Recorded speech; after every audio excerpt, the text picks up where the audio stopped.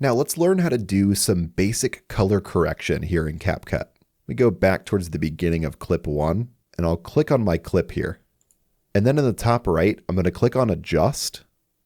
And here, if I scroll down, I have access to all of these different color correction settings. Say my white balance was off, I could adjust the color temperature here. I could increase the saturation and make myself look insane. I could also adjust the exposure, the contrast, all the typical stuff that you get within a color corrector.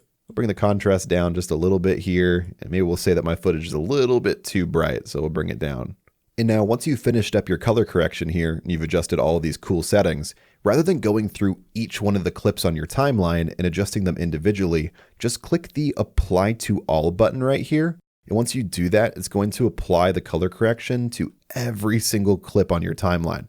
And also, if you want to add some cool filters to your video, you can do that as well. Go to the top here and click on Filters. And then there's a bunch of different tabs here on the side. For example, if I bring on the Bad Bunny filter, let's try that. We'll just drag it onto my clip. And then it adds this really cool stylized look to my footage.